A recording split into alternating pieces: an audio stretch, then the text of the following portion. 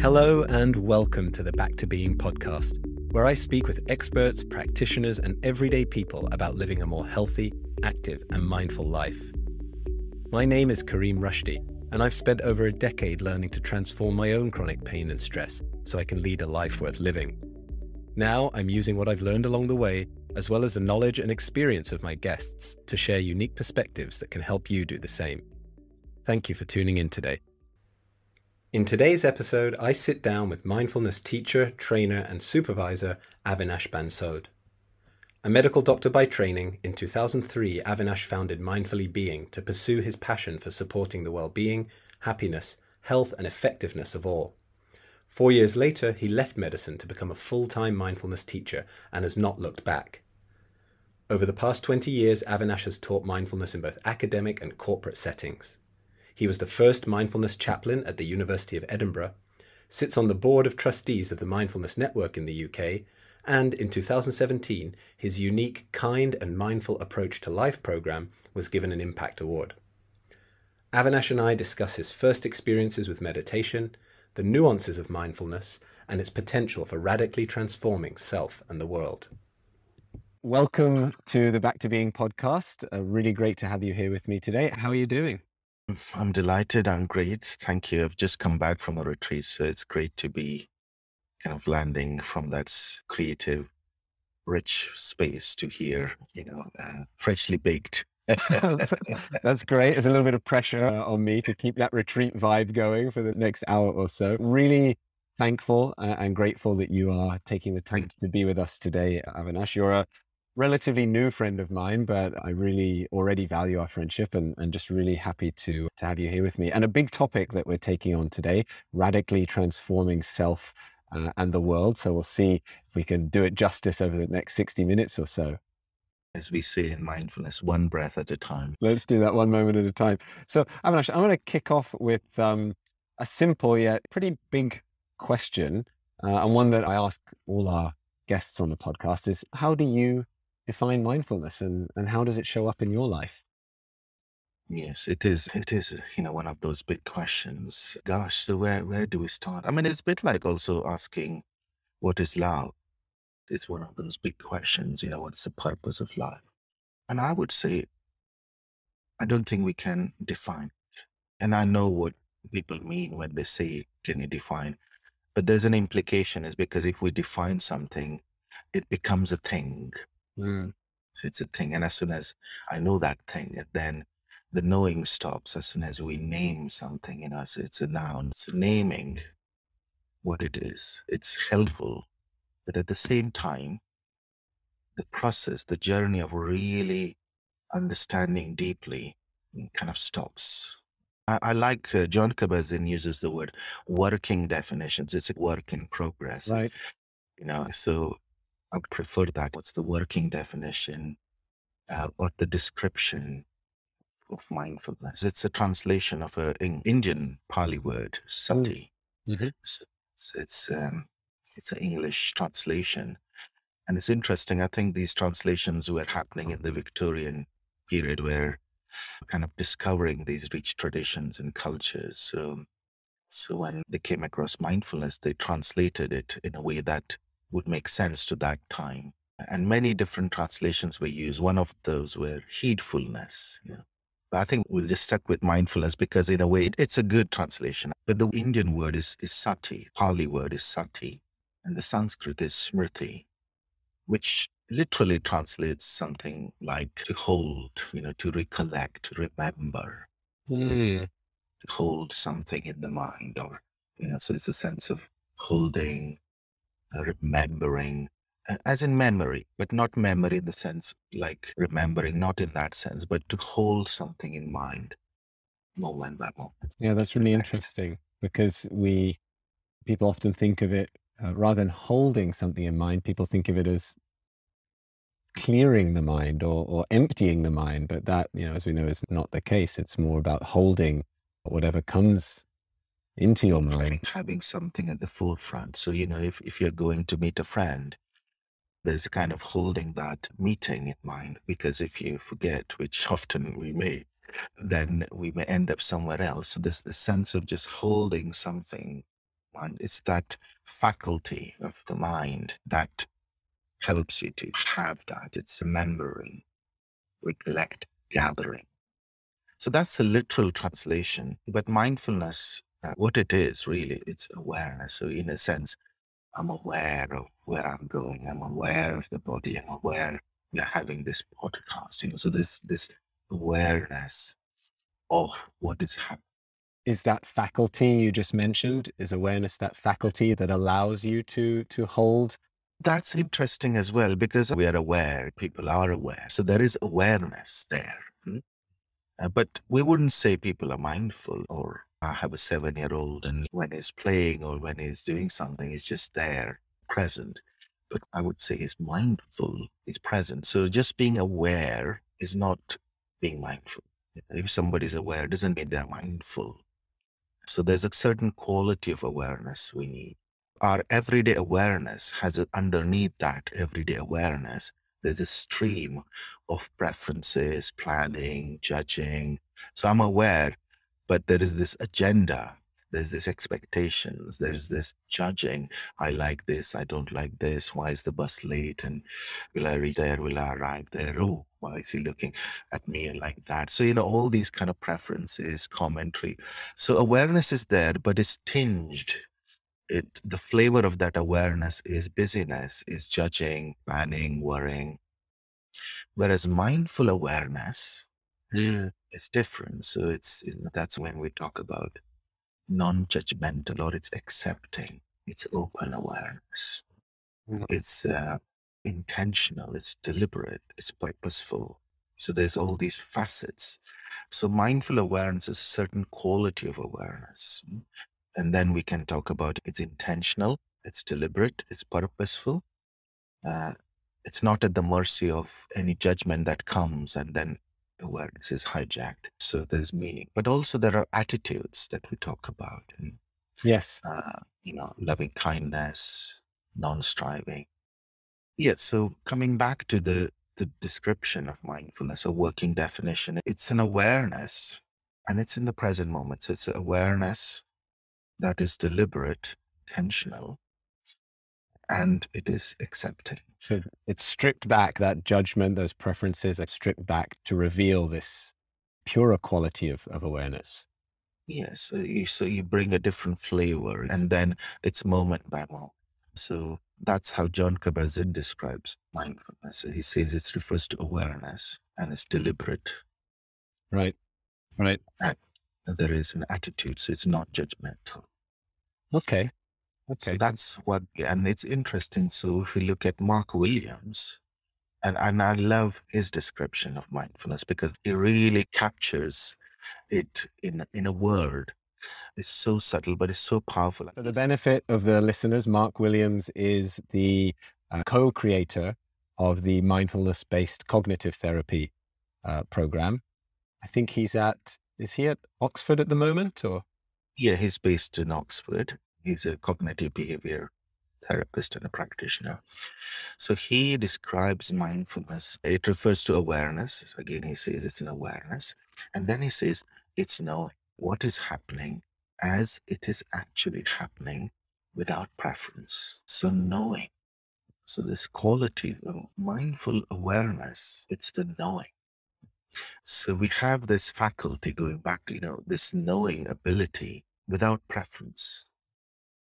So if you ask me really in one word what it is, it's knowing. It's so interesting because we talk a lot about being and doing and these different modes of mind, but is knowing not a form of doing? To know thyself. So that also captures what to know, how things are. And it's moment to moment, not knowing about future. It's knowing what's happening. And in that sense, the image of light, the light has two qualities to it. It's, the light also means luminosity. When you shine a light, things are clearer. Things are bright. You see things. If there's dark room and we turn the switch on, or it's luminous. So when we are aware, we see things. But also lightness also means lightness of touch.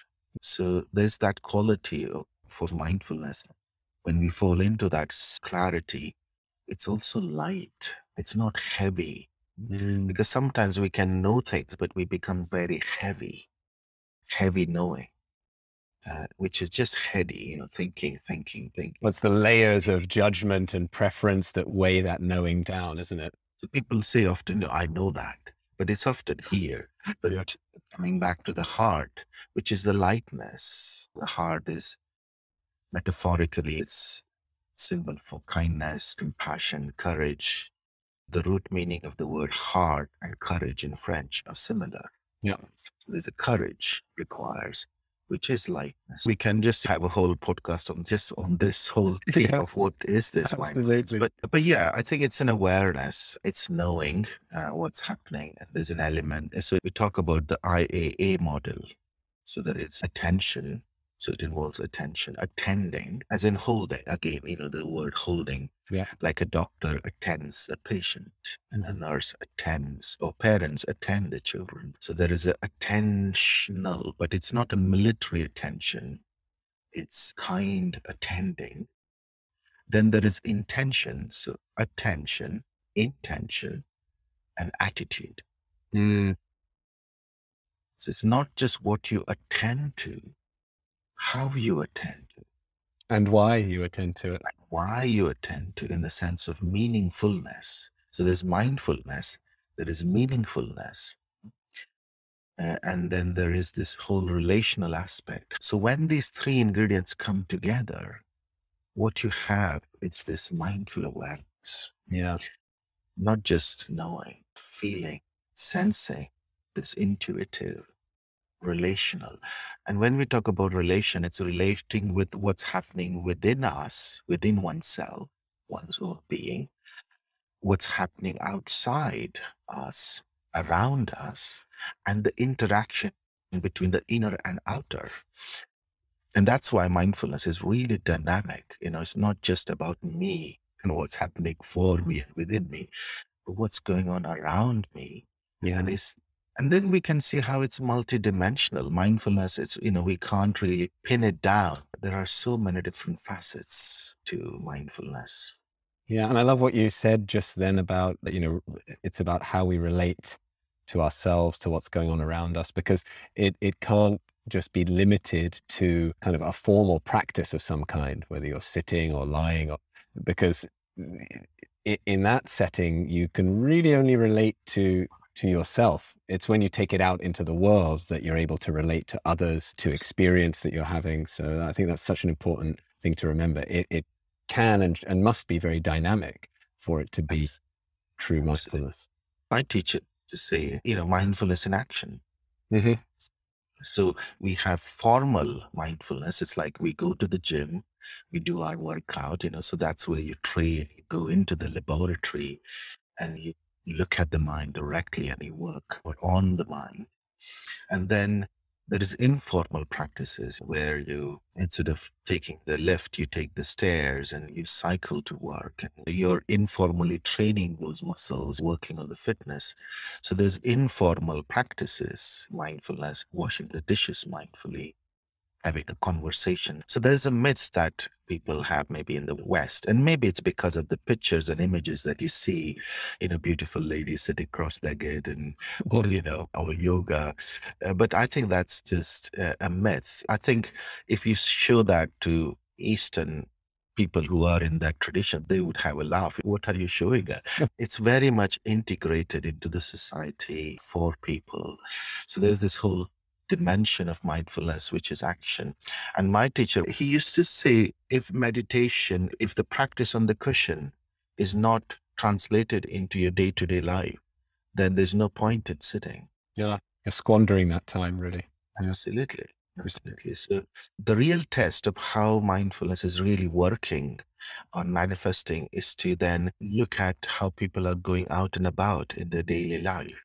Mm. So every moment of our waking life is an opportunity for informal practice to translate mindfulness into action. You mentioned your teacher. I wanted to kind of segue into your story a little bit and to hear from you You're a practicing Buddhist, have been for a long time. I'd love to hear, a little bit more about that. But was there a moment in time or a period of time where this knowing or this heartfulness manifested in your life, where you first felt and experienced it? And then how did that kickstart the journey to today, being a mindfulness teacher? I'd love to hear a bit of that background and story.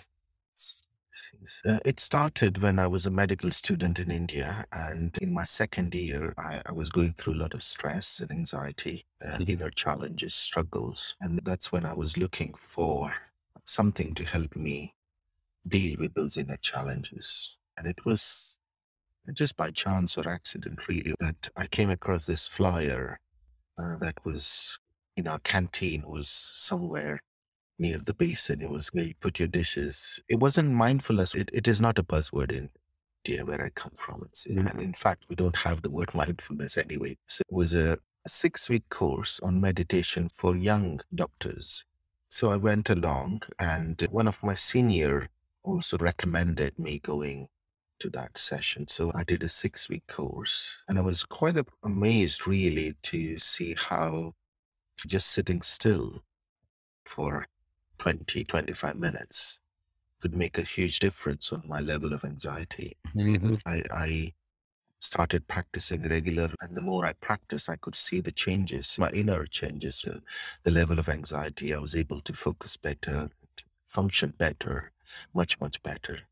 Was it a secular kind of program? It was a Buddhist context. I went to the Buddhist center. But it's interesting because growing up in India, in the schools, in primary schools, secondary schools, we had yoga as part of our curriculum. We had meditation as part of the curriculum. So I think it was good to have that kind of background, because when I started feeling, anxiety and stress, I knew that yoga helps, meditation helps. So there was already the kind of seeds were there.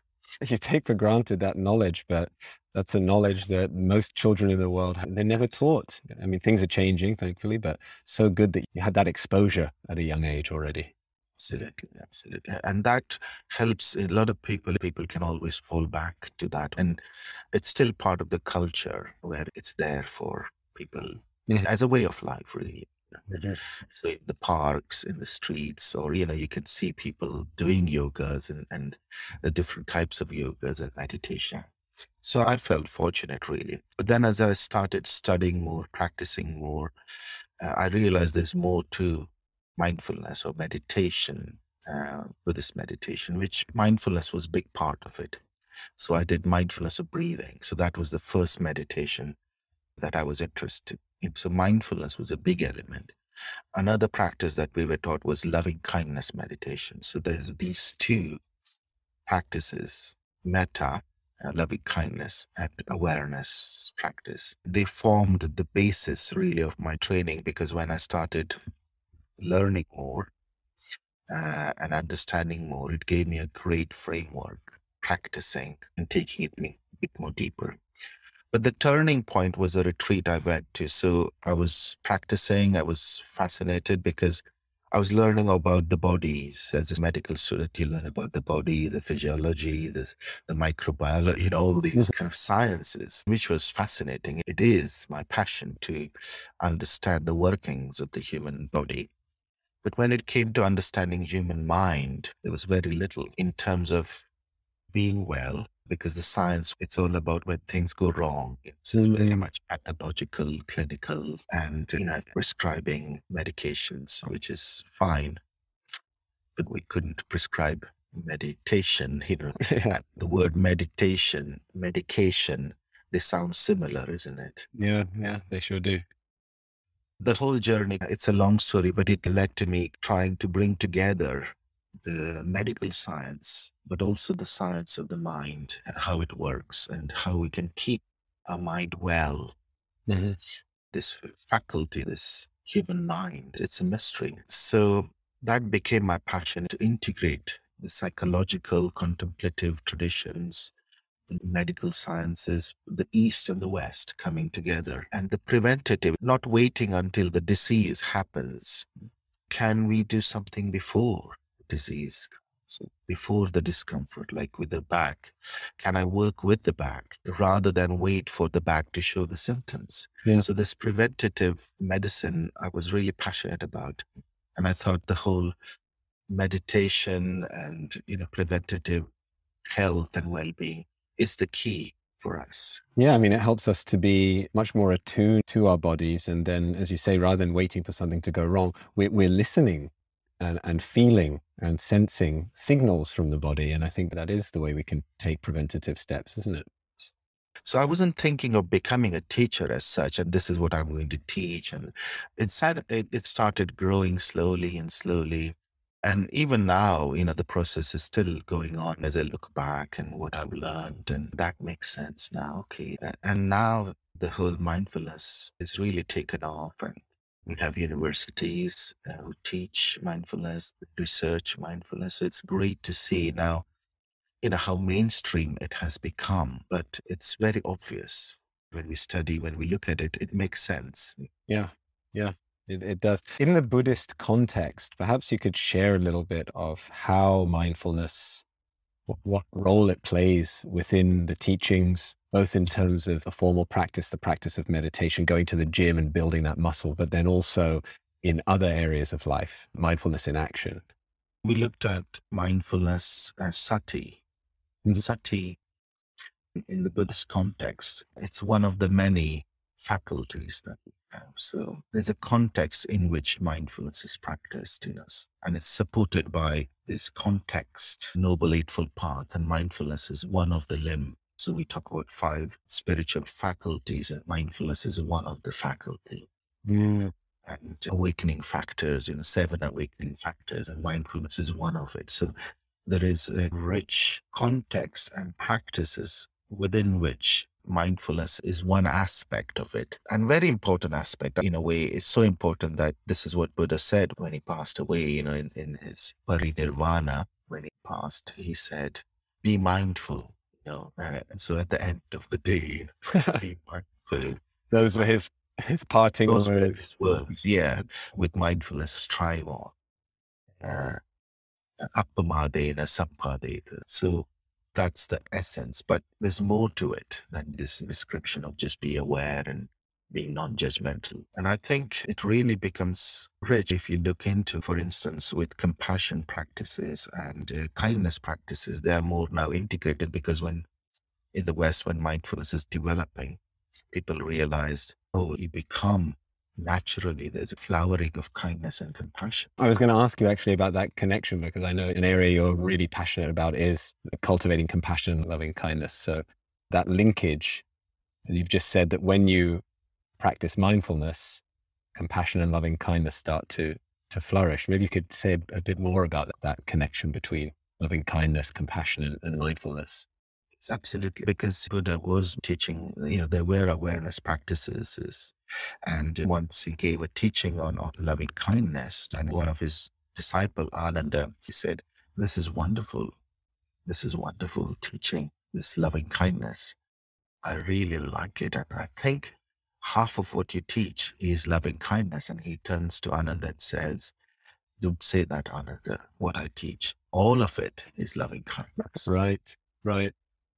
And he uses this metaphor of 2 wings of the bird. So one is this awareness, mindfulness, and the other wing is the wing of kindness. So they go hand in hand, or the 2 sides of the same coin, really, kindness. So there are practices that are designed to develop the level of awareness, the clarity, the clear seeing. And there are practices that develop these positive emotions. So we have metta, or loving kindness, as it's translated. So there are practices to cultivate loving kindness. There are practices to cultivate compassion. There are practices to cultivate joy. So you become more joyful, happier. There are practices to cultivate equanimity, this ability to hold everything together so we don't get swayed by these different emotions. A kind of stability, isn't it, or emotional calmness. So those practices, we call them Brahma Viharas, so dwelling in high abode or positive states of mind. And they act like a buffer from our, the negative states of mind or forces or mental, physical challenges that can pull us down. So there's mindfulness, the Vipassana practices, it's called, the clear seeing, which settles the mind. So shamatha, settling the mind. And when the water is still, and you can see things clear, settling. All the practices that are part of our 8-week course or the curriculum, they are very, very helpful in calming the body, calming the mind, settling the mind. And that's why people find them relaxing for stress reduction. But then there are tendencies that surface, the negativity or anxiety or worry. So we need something else to counteract that. And that's where the practice on loving kindness can be really helpful. Love, loving kindness, and compassion. And loving kindness and compassion both start with ourselves. And it might be John Kabat-Zinn who says, your loving kindness is neither loving nor kind, or can't be loving or kind unless it includes yourself first. But I think back to what we were talking about earlier, loving kindness and compassion are both also vehicles for mindfulness in action. Right? I mean, it's how you take it out and treat others. Yeah, absolutely. So loving kindness is more active. It's more dynamic with oneself, and then bring a dear friend into your practice.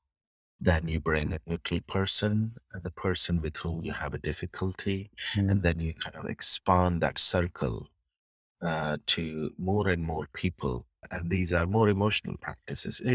Maybe emotional is not a word. It's more intuitive. They're more dynamic, warmer, more active. And people see that. When I started doing metta, I really noticed the difference in my behavior, my relationships. And in a way, they go hand in hand. In mindfulness practices, there is kindness involved. It's implicit in it. But in kindness practices, we draw that out explicitly. And again, to be kind, we need a degree of awareness. We can't just be kind. Or loving kindness without any awareness is not loving kindness, really. They go hand in hand.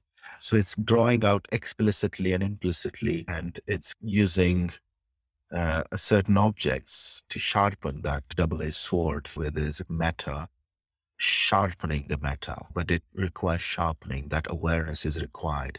And when you're sharpening something, it has to be attended very delicately, kindly, sensitively. Mindfulness is like that, the stone that's used to sharpen the blade. You need that mindfulness, like the fertile soil for the others to grow and to flourish. I absolutely relate to what you're saying. The metta practice, the loving kindness practice, is something that I previously did from time to time, but probably just in the last few months, I've started to bring it into the daily practice more prominently. And I do notice a big difference, particularly with my kids, particularly with the way I relate to my kids. I think I'm a lot softer and more patient than I was previously. And if we look deeper, when we start to become aware of how the mind works, we notice these tendencies, impulses that we have, the pushing and the pulling. There's 3 ways we react. When things are wonderful, things are good, the tendency is to want it more and to get attached. And not that it's bad, but we end up maybe grasping and holding. So there's a tendency to grasp and hold. So metta, when we practice metta, it neutralizes that tendency. What it does is, it brings into equation this unconditional love. So there's no condition attached. You can appreciate, acknowledge, but also not grasp it. So it neutralizes, it works very good. We call it, it's an antidote to the tendency of grasping and holding things tightly, how I want it to be.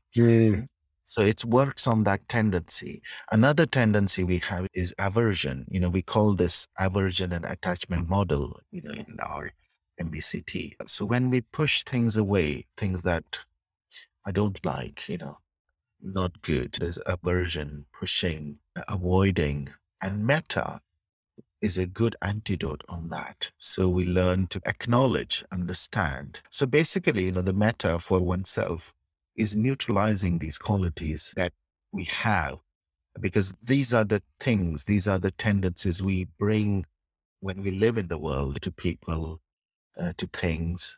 So when we are practicing metta, those tendencies kind of meld. So we learn to not push and pull, but to listen, to give.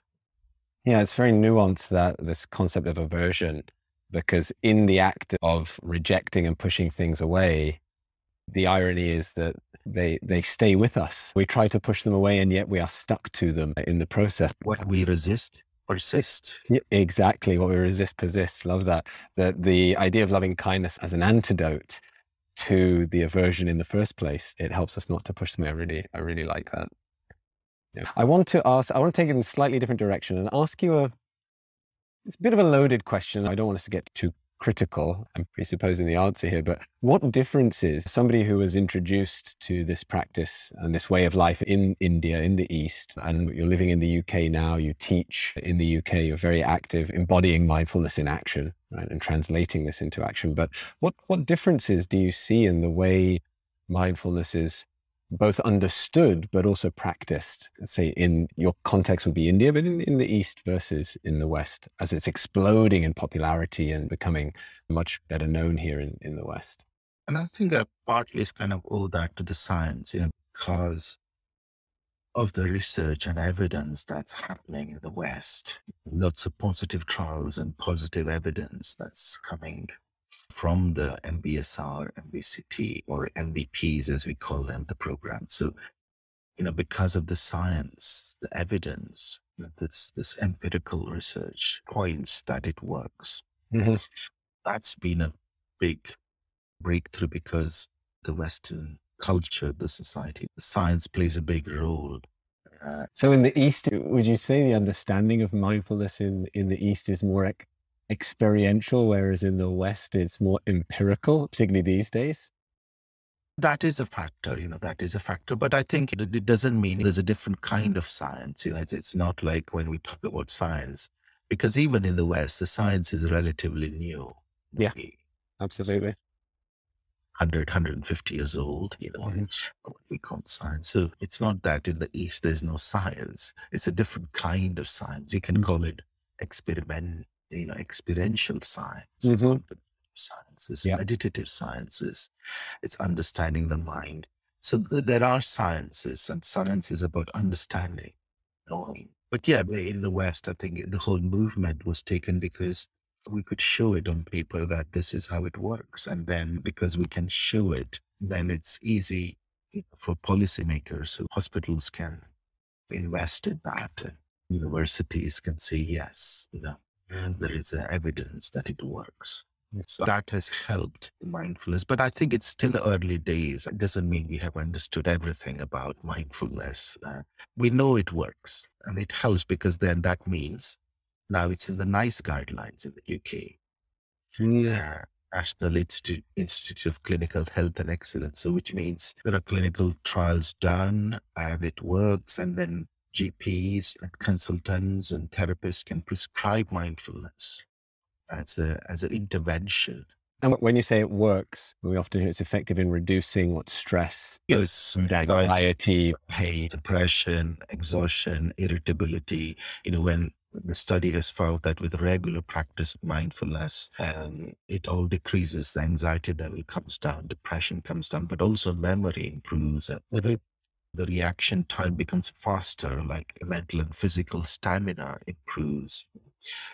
And what the study is also suggesting is with regular practice, regular meditators, they're happier, more content, and they are less likely to suffer psychological distress. Right. They're able to return to that equanimity much quicker, that baseline much quicker than others. Yeah. And life satisfaction and self-compassion is also enhanced. So the studies, even with pain, physical pain, back pain, and emotional pain, mindfulness practice has proven to be really effective. Oh, yes. I can testify to that. And that unpleasantness is reduced, and they say it's reduced by 57%. So that's a big percentage. With depression, now they're suggesting mindfulness is as effective as an antidepressant. So it's given as a frontline treatment. So try mindfulness first before you come to medication. So that's a big shift, quality of life and chronic health conditions, they also respond very well to regular practice of mindfulness. Addictions, substance abuses, and immunity enhancers.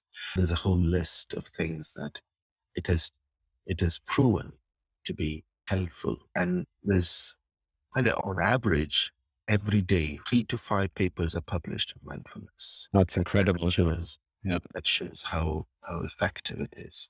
I always think it's a bit funny that you just shared that statistic there, 3 to 5 papers a day published. I'd guess, I'm not sure, but I'd guess the vast majority of those are published in the West. It's very interesting to me that something that originated in the East is so much less studied in the, academic approach to it than it is in the West. I guess so much proof and evidence is required. It's just the way our cultures operate in the West. It's up here in the head, very cognitive. It's a good start, I would say, because, things work differently in different parts of the world. So I think we have to start somewhere. Yeah, absolutely. But I think it's a good start because, yes, there are differences, but there are similarities. Human mind, human condition is same. Whether it's East or West, we are suffering. There's suffering. Whether it's Eastern suffering and Western suffering is no different, So as human beings, there are conditions that we go through suffering.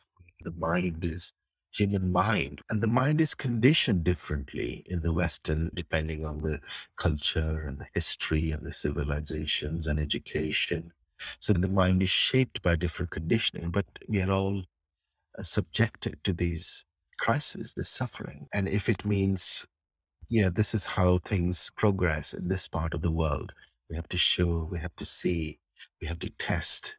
That's it. That's okay. That's a great starting point. But the good thing about that is then once it's tested and it works, it's accepted in organizations who would never think about it. So mindfulness also challenges, structures of the organization. Is there a different way of doing things?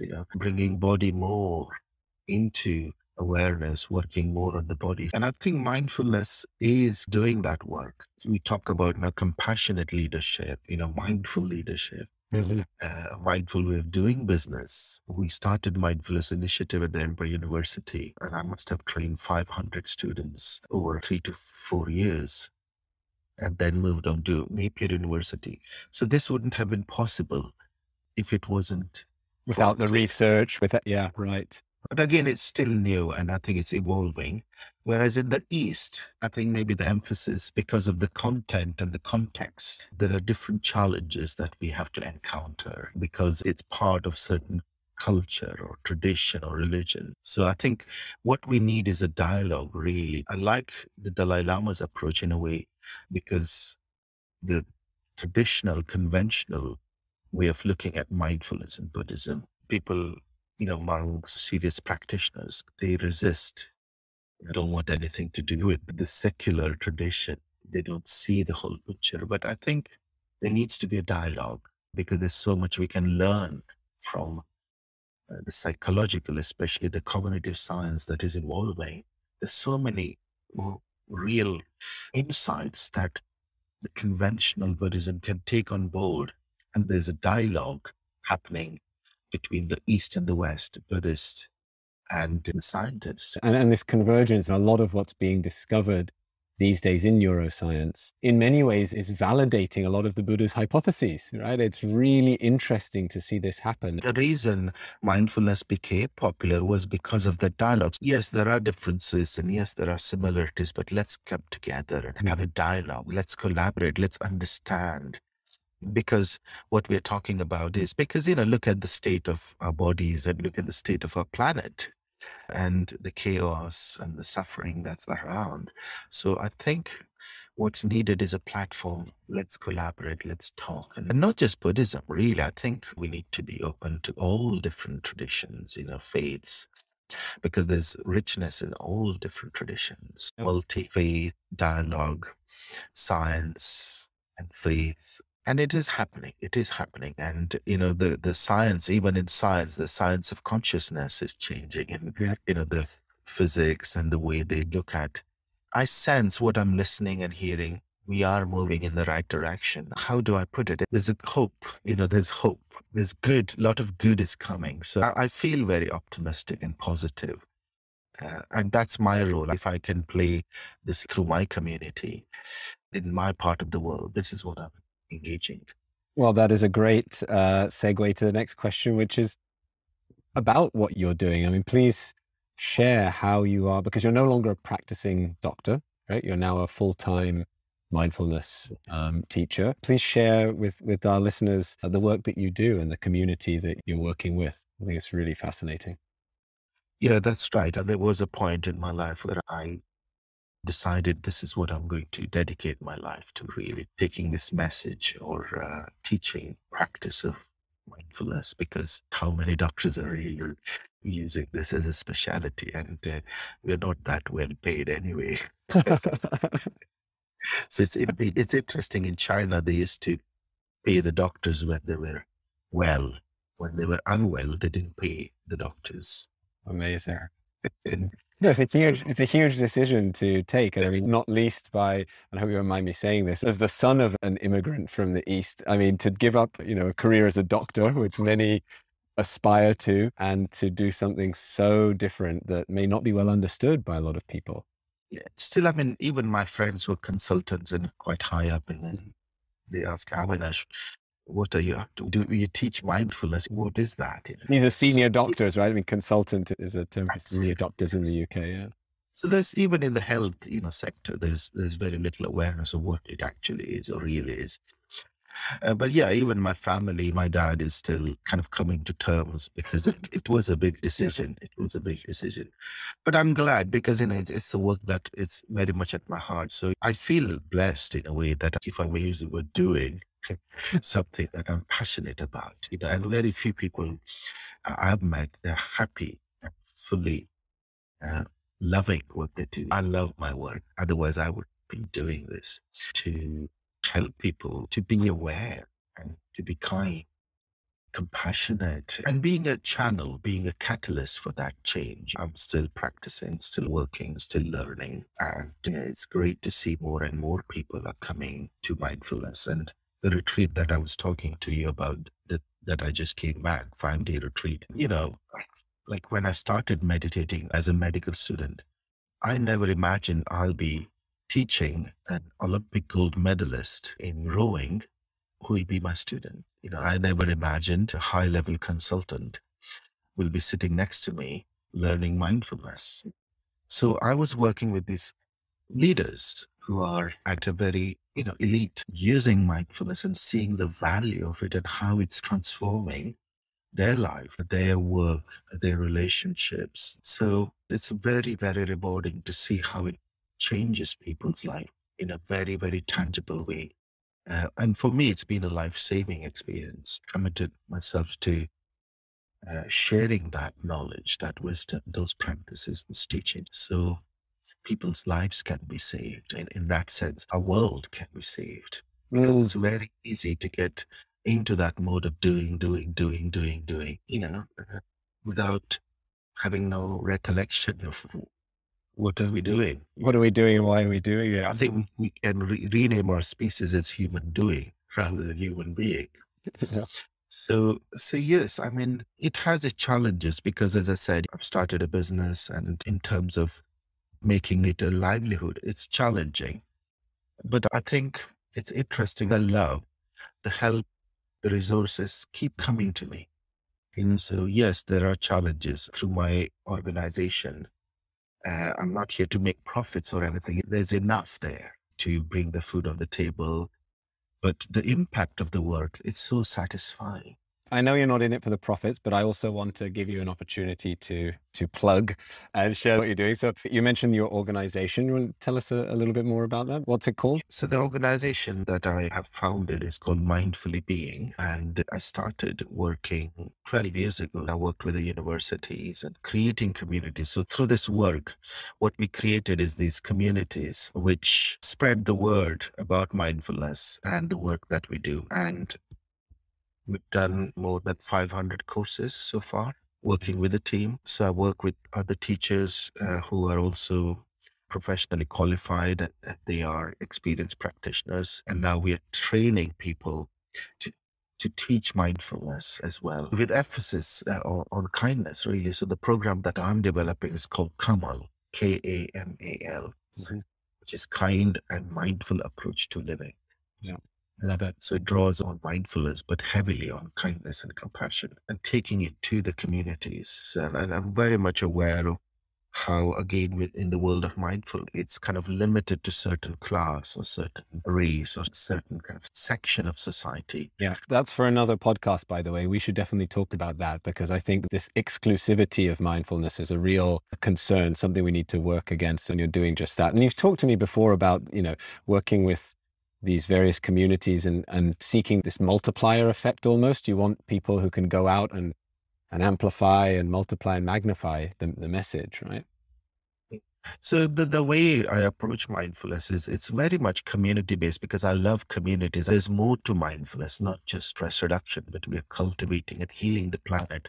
So that's where the holistic approach, community approach, more inclusive, and in 500 courses that we have delivered, every course, we had one or two people who couldn't afford the course, but we offered it free of charge. It's open and inclusive and accessible. And I always say in my taster session, I don't want money to be the factor that's holding you back. If you really want it, please speak to us. Because in the world that we live in, the consumeristic world, even water, these elements, we can sell the water. So I think awareness, and there is a whole debate about, the costing, but I think awareness is available to everyone. Yeah. The air that we breathe. And John Kabat-Zinn, someone said, isn't it, as long as you're breathing, you can't be mindful. So it's just one breath away, one mindful breath. What I noticed was people did the course and then I never saw them again. So we had to find ways and really keep people engaged and keep the practice sustained over time.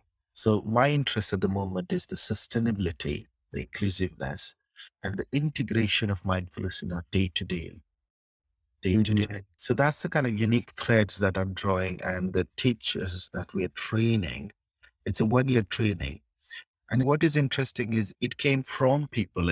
I didn't go, here I'm going to teach 1-year training. It didn't work like that. And I don't work like that. I think I'm very much in tune. What do people need? And then there's a need there in the community. We would like to take this approach. And then I said, okay, how many of you are interested? And I had 20 people who wanted to learn this particular way of integrating mindfulness in their lives. Right. And here we are, 20 people who just finished module 1, which is going through just the basic 8-week course. We just came back from the retreat, which was about the 4 foundations of mindfulness. And in the January, in the new year, we move into module 2. We have 6 modules that we're going through. It's non-academic, so the emphasis is not on the theory and the science. We will touch on it, but it's very much embodied. Yeah, experience. That is excellent. That is excellent. And I love also how many in this group are themselves leaders and influential people in their field. So, they can take out what they're learning and start to change their domains and the way things are done in their organizations or even their entire industries and sectors. We need both approaches, top down, because if the director is practicing mindfulness herself, then, people look at the model, the role modeling, but we also need the bottom up, the grassroots level. At the community level. So it's exploring, experimenting, and having my own organization gives that freedom as well to explore and drawing on people's skill. And that's the other kind of danger that I can sense with my secular mindfulness is it's going back into the institution, and when things can become very hierarchical. And this is how we do it. This is how it should be done. This is how it must be done. So there's another trap we have to watch, especially in the evolving secular field.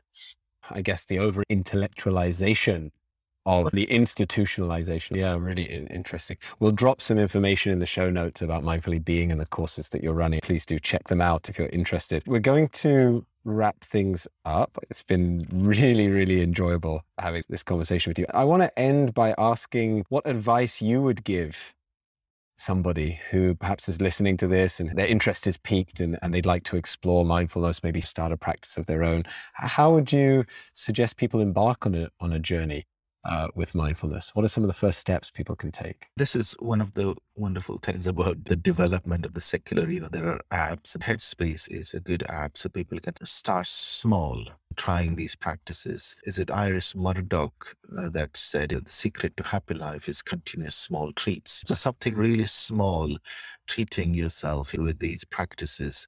And then of course, there are books and longer practices.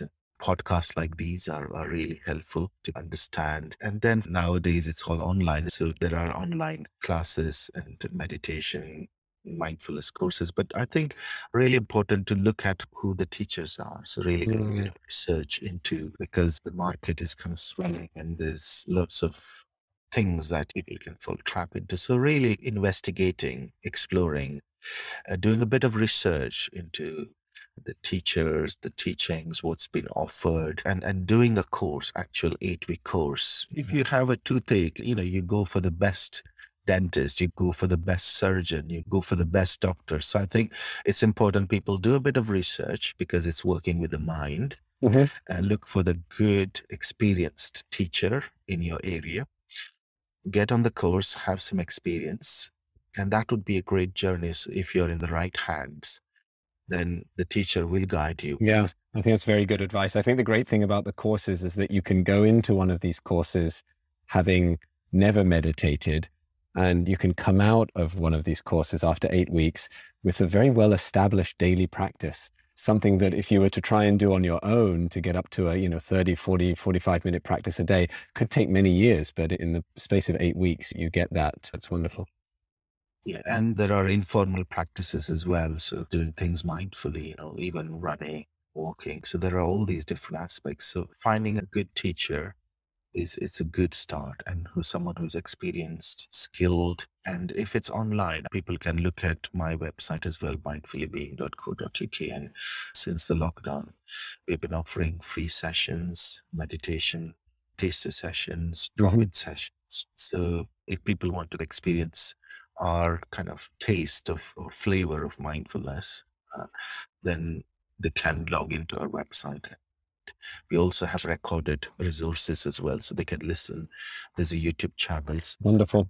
Wonderful. We will link all of those in the show notes. I really like how you said, in researching or preparing to learn mindfulness, be very mindful about your research. Be mindful about the teachers that you work with and the flavor of mindfulness that's being offered. Yeah. Once you know they're an experienced teacher, it's okay to have teachings from different teachers. So there's different slant, there's different emphasis, but make sure they're experienced and been practicing for a long time. Right. No, really good advice. Avinash, I am going to wrap things up, and thank you so much. I have a feeling we'll do another one of these. I'd love to talk about this topic of inclusive mindfulness, and how it can be practiced and taught and shared amongst a much wider population, but we'll save that one for next time. Yeah, just very grateful to have spent this last hour with you, and I think people will really enjoy listening to it. And if you want to know more, please, about Avinash and his work, please do go to the show notes below and click through and visit mindfullybeing.co.uk, and you'll see the variety and wealth of stuff that Avinash and his colleagues are doing there. Thank you, Karim. It's been a delight to just have this hour and a half talking about mindfulness and my journey. Thank you. Well, thank you, Avinash. Thanks again for listening to the Back to Being podcast. If you enjoyed this episode, you can subscribe to receive news about future shows. If you're struggling with lower back pain and the distress it can cause, then check out the Back to Being method, a 10-week program based on my own lived experience, designed to help you transform your relationship with lower back pain so you can live a healthier, more active, and mindful life. Until next time, be kind to yourself and others. I wish you well.